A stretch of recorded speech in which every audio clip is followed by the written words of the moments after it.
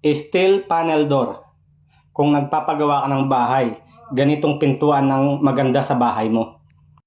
Siguradong hindi basta-basta masisira ng mga taong gustong pumasok sa bahay mo.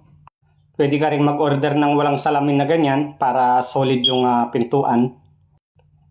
At kapag exterior yung pintuan, dapat stainless na bisagra ang gamitin mo para tumagal, hindi madaling masira.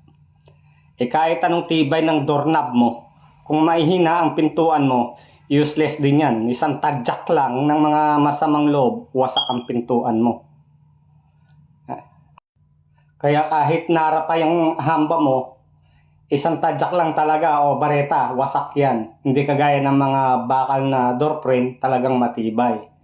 Dahil tignan nyo yung pinaglalagyan ng doorknob, yan, dyan malimit masira yung mga kahoy na hamba. Pag tinadyak, wasak dyan kasi manipis ang lang portion na yun. Alos 1 cm lang ang tira. Kaya walang silbi yung kahoy na nara dyan o mahogany man. Kahit anong tibay ng kahoy mo, wasak dyan. Once na ginamitan ng kabra, jack, or tadyak. Pwede ding barnisan ng mga pintuan na yan para magkaroon ng aspli ng kahoy.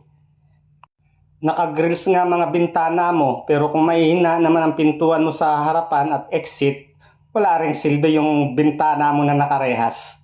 Kaya mas mainam talaga yung pang-entrance at exit door ay bakal.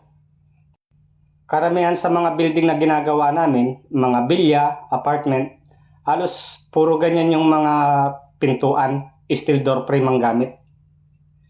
Hindi basta-basta mapasukan ng bahay mo kapag ganyan. May ano din yan, may grout din sa loob, may buhos na simento para lalong matibay. Yung mga screw nakikita nyo, pang alignment lang yun.